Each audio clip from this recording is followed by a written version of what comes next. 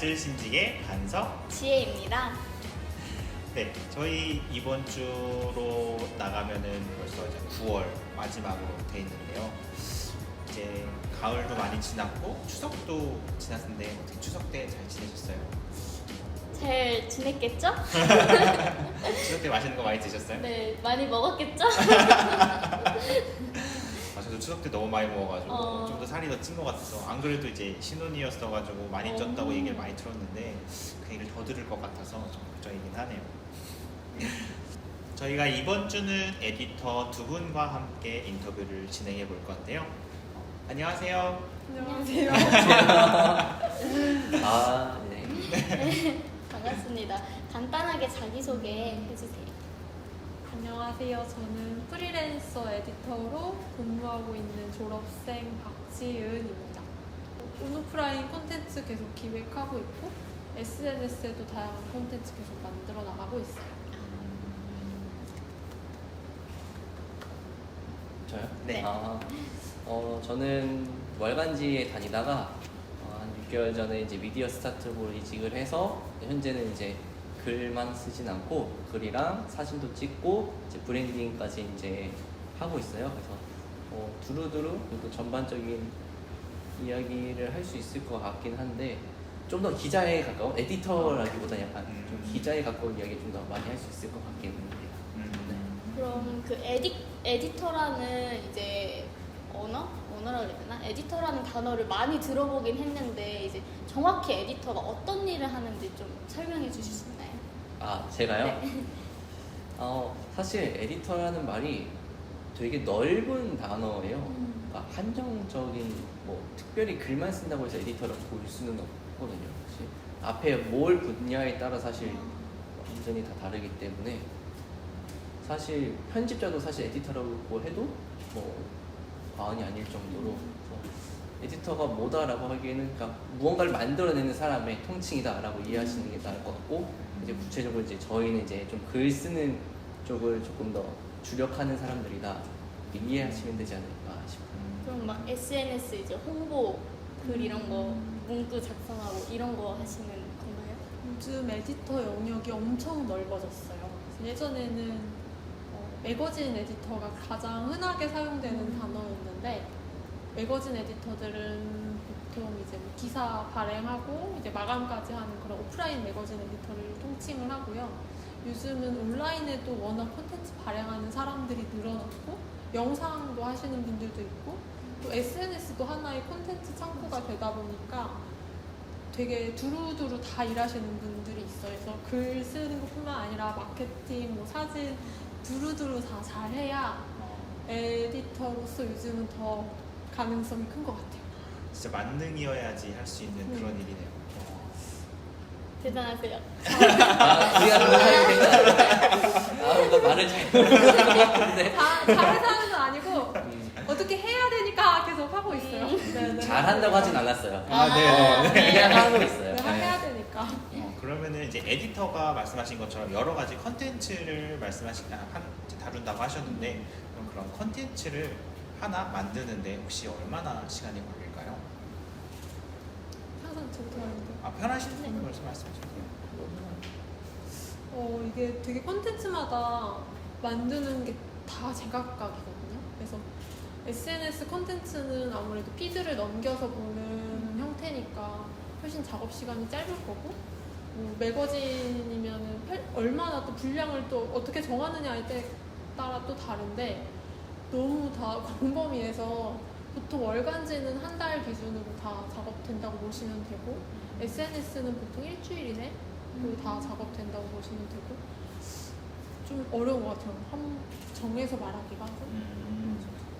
쉽지는 않아요. 그러니까 저 같은 경우는 이제 월간지에 다녔어요. 지금 직장 말고 이전 직장은 이제 월간지인데, 그 말대로 이제 지은 에디터님께서, 지은 자매님께서 말씀해 주셨지만 월간 단위로 움직이는데, 그 달에 자기가 몇 꼭지를 받았느냐에 따라 사실 다르기도 하고, 그러니까 꼭지라고 하면 이제 이 사람이 담당한 기사의 개수가 몇 개냐라고 하는 이제 그걸 이제 꼭지라고 불러요. 저 같은 경우는 기존에 이제 10개에서 15개 사이 꼭지를 받았어요. 많은 거예요. 네.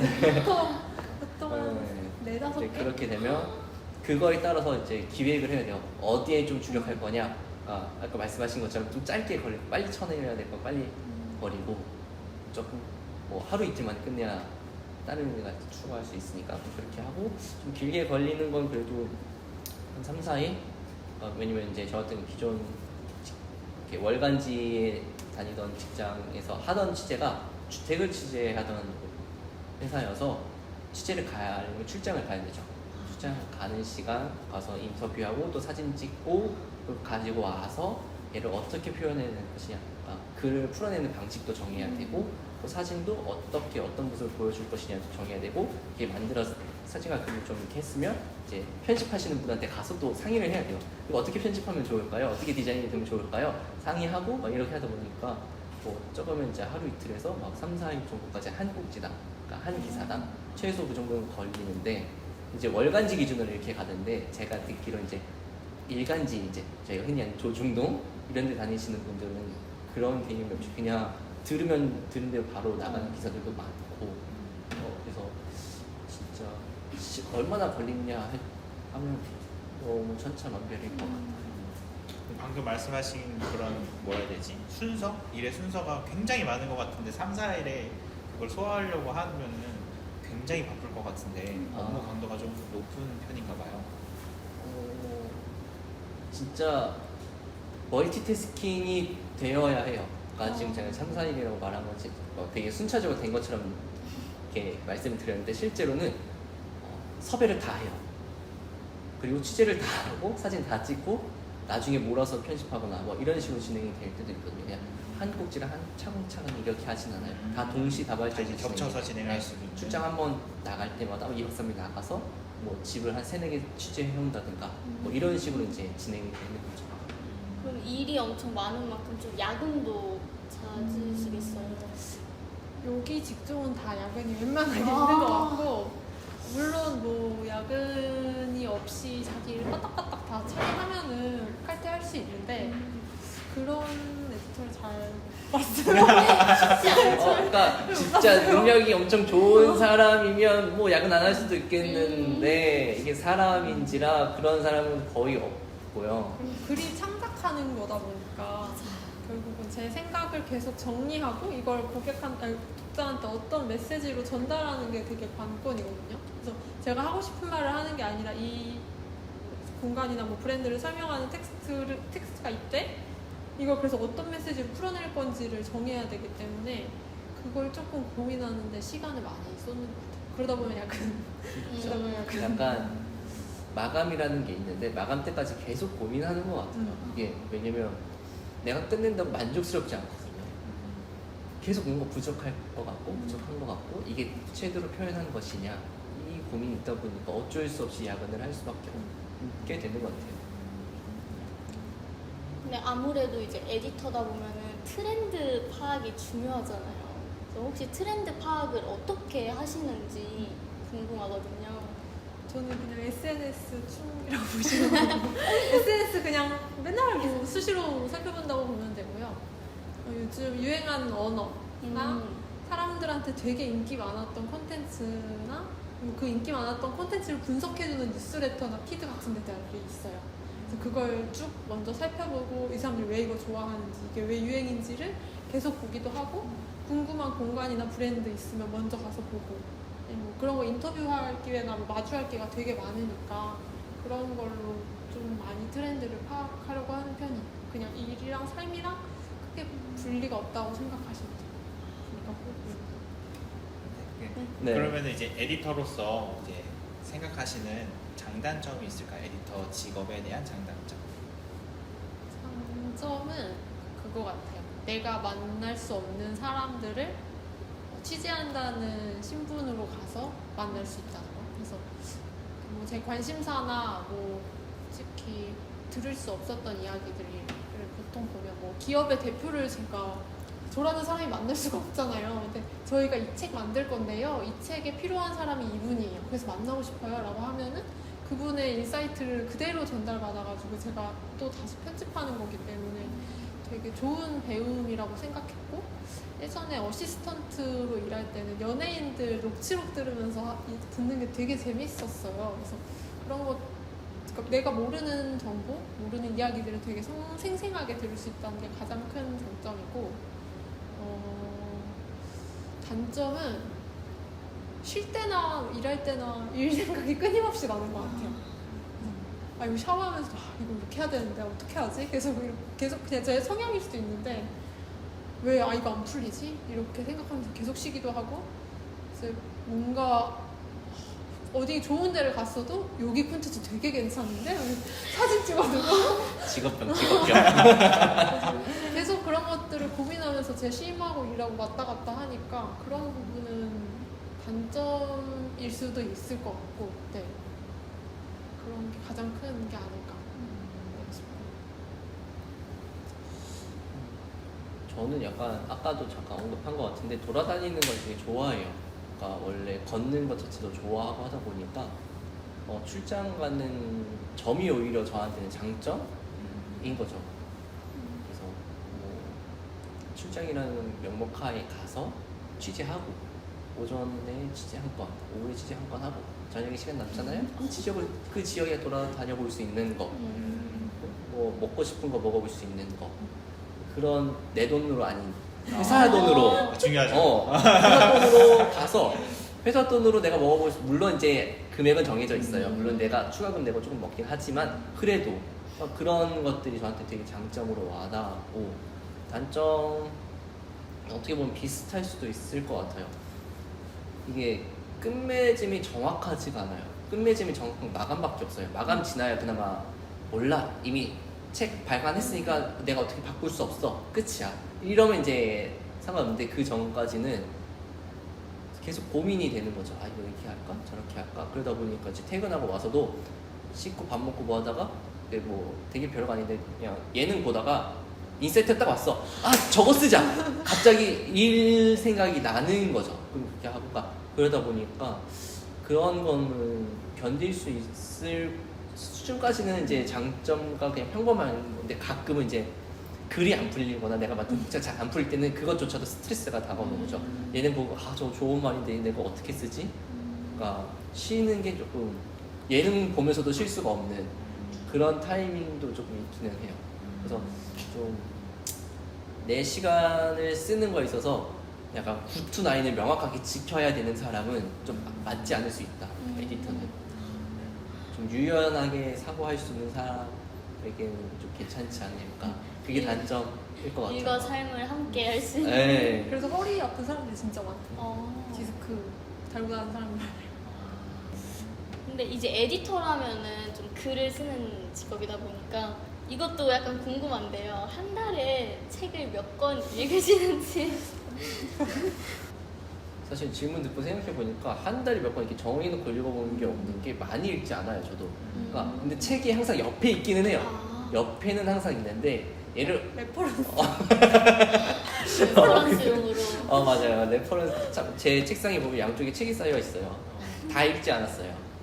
필요할 때 필요한 지점만 목차 보고 요런, 그러니까 그런 거 있잖아요. 기사들 보면 인용구 많이 하잖아요. 그러니까 기사가 쓰면 신뢰가 떨어지거든요. 전문가가 아니니까. 근데 예를 들어서 뭐 삼성전자 이재영이 뭐 갤럭시를 뭐 발표하기로 했다 뭐 그런다고 말한다 하면 신뢰성 있잖아요. 근데 기자가 뭐 몇 달에 뭐 아마 발표할 것이다 이러면 잠깐 신뢰가 잘 안 가잖아요. 그러니까 그런 것처럼 인용할 때 쓰려고 쌓아둔 것도 많고, 그러니까 실제로 저는 이제 저도 비슷한데 서점 가는 걸 되게 좋아하고, 서점 가서 책 제목 다 훑고 책 제목 땡기는 거 있으면 목차 보면서 머리끝까지 한번 보고, 그러면 사실 거의 책에 대한 내용 어느 정도는 이해가 되거든요.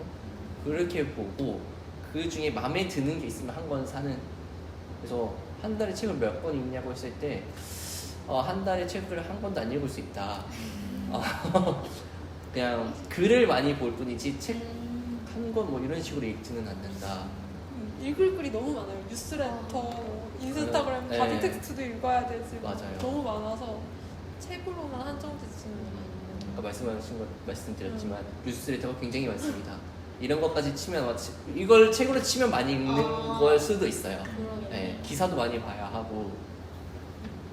그럼 이제 말씀하신 것처럼 막 책이나 뭐 책이 아니어도 다른 여러 가지 글들을 읽어보신다고 하셨는데, 그러면 이제 앞으로 이제 글쓰기에 대해서 좀 공부를 하고 싶은 사람들이 있을 수 있잖아요. 그래서 그 사람들에게 추천할 수 있는 글쓰기와 관련된 글쓰기 훈련과 관련된 그런 책이나 글이 혹시 있을까요? 어렵다. 저 그때 정리하는데 잠깐만요. 이거 봐도 되죠? 네네네 편하게 보셔도 혹시 있으실까요? 저는 사실 글쓰기 책 자체를 많이 읽지는 않았던 것 같아요. 그냥. 근데 그나마 봤던 책은 그냥 그 뭐지 광원국 씨가 쓴 대통령의 글쓰기 그거랑 유시민의 글쓰기 특강인가 그 2권 정도만 딱 읽었고 나머지는 글쓰기 관련된 책이라기보다 그냥 추천받은 게 항상 그런 거 있어요. 뭐 박경리의 토지를 읽어봐라. 뭐 그러니까 유명한 대화 소설이나 이런 것들 읽으면서 그 사람들이 그 글을 어떻게 쓰려고 했는지를 중점으로 봐라. 그러니까 소설을 소설로 읽지 말고 다르게 소설을 봐라. 이런 식으로 피드백을 받은 게 많아서 그런 맞아요. 그래서 글쓰기 책 자체를 많이 보진 않았던 것 같아요. 저는. 저도 글쓰기 책을 많이 보지는 않고 보통 글이 좋으면 필사를 많이 하거나 아니면 뭐 PC에 입력을 하거나 이래서 나중에 인용구로 쓸 수 있게 아니면 어딘가에 계속 내가 분명히 쓸 때가 있거든요. 글을 많이 쓰다 보니까 뭐 어디 책에서는 이런 말을 했다라고 이야기를 하는 게 훨씬 더 매끄럽게 이어질 때가 있어요. 그래서 그렇게 뭔가 쓸 때도 있고 아니면은 이제 에디터 처음 할 때는 문장 교정을 많이 하는데 그때 올바른 문장인지 아닌지 너무 헷갈릴 때가 되게 많고 거의 제가 쓴 글이 다 빨간 글로 뒤엎어질 때가 있었어요. 그래서 워낙 좀 까다롭게 보기는 했는데 그때 좀 찾아본 책이 내 문장이 그렇게 이상한 거예요. 그 유명한 규정선 책이죠. 책인데 그 편집자 교정 보셨던 분이 쓴 책이거든요. 그래서 되게 명확한 문장 쓰는 법을 알려주셨고 그거랑 또 소년 에디터가 쓴 에디터의 글쓰기 있어요. 근데 그거는 글쓰기 책이라기보다는 자신만의 글을 쓰는 법에 대한 이야기라서 그분도 원래 공학도셨는데 에디터가 된 케이스라서 궁금하신 분들은 그런 글 읽으면서 한번 경험해봐도 좋을 것 같아요. 그러면은 이제 아까 말씀하셨다시피 옛날보다 에디터라는 그 범위가 많이 커졌다고 하셨는데 그러면 앞으로도 에디터에 대해서 관심이 많아질 것 같고 에디터에 대해서 나도 에디터가 되고 싶다라는 후배들이 많을 것 같은데 이렇게 에디터를 직업으로 선택한 후배들에게 혹시 하고 싶으신 말씀 있으실까요? 일단 글을 쓰려고 한다 그러면 진짜 책을 많이 읽어봐야 된다.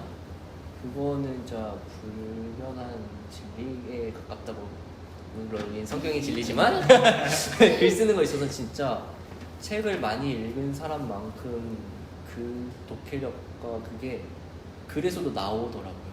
그건 이길 수 없는. 그래서 만약에 글 쪽 에디터를 하고 싶다라고 하면은 진짜 책을 많이 읽어야 된다. 그걸 꼭 말하고 싶어요. 저는 좀 고민을 해봤을 때 요즘 에디터가 아니어도 글을 쓰는 사람들이 엄청 늘어났어요. 그만큼 글 잘 쓰는 사람들도 늘어났고 뭐 간호사로 일하는데도 글 쓰시면서 뭐 작가 하시는 분들도 되게 많아져가지고 이제 글만 잘 써서 에디터로 살아남기 힘들겠다라는 생각도 가끔 들기는 해요. 그러면 어떤 사람이 좀 에디터로 잘 살아남을 수 있을까를 고민해봤을 때 자기의 시각이랑 자기의 취향이 뚜렷할 때 에디터를 계속 할 수 있겠더라고요. 그래서 뭔가 자기의 관심사를 계속 넓혀나가다 보면은 이 분야에서만큼은 그 사람을 저는 찾겠다라는 생각이 들어서 뭐 쉼과 관련된 글을 계속 쓰면 이제 뭐 그 사람한테 강연 제안이 올 수도 있고 뭐 책 제안이 올 수도 있듯이 좀 자기 관심사를 계속 파고 그걸 계속 기록해 나가는 사람이 승리할 것 같아요. 승리?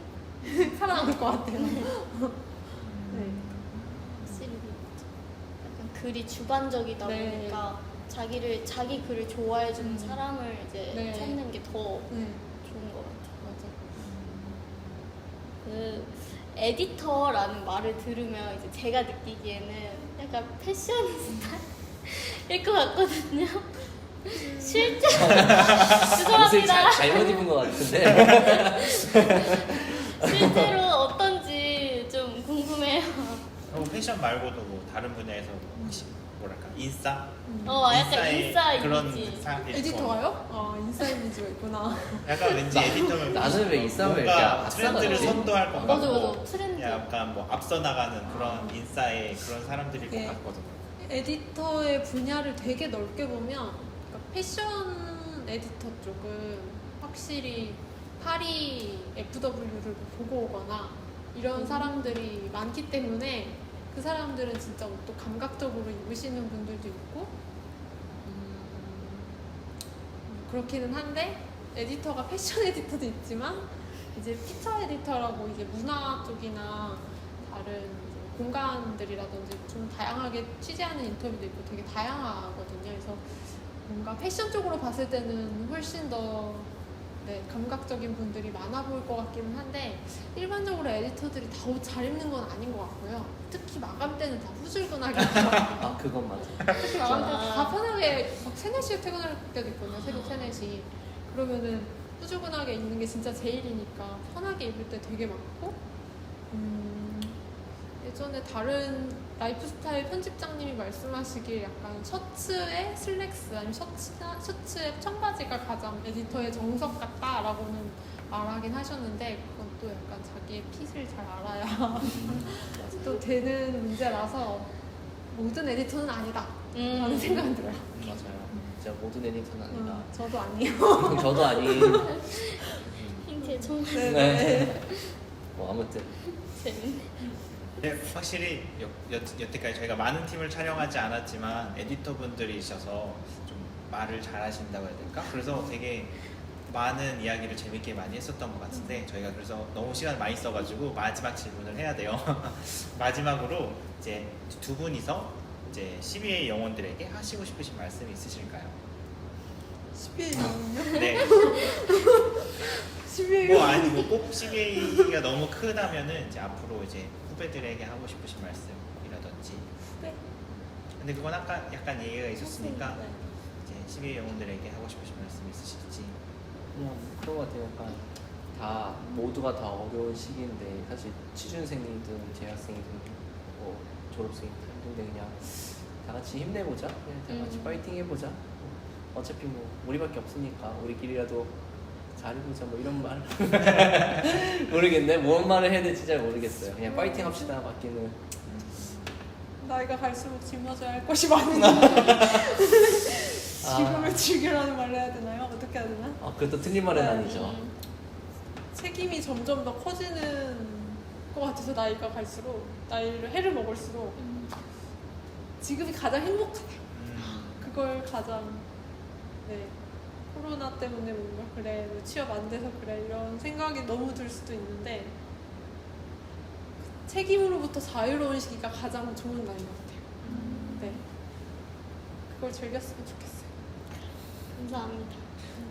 두 분 안 그래도 이제 바쁘실 텐데 맨날 일이 많으시다고 또 마감 뭐 앞두시고 계시다면은 많이 바쁘실 텐데도 불구하고 이렇게 나와주셔서 정말 너무나 감사를 드리고요. 또 다음에 또 기회가 되면 재밌는 얘기 많이 나눌 수 있는 시간이 있었으면 좋겠습니다. 너무나 감사를 드립니다. 감사합니다.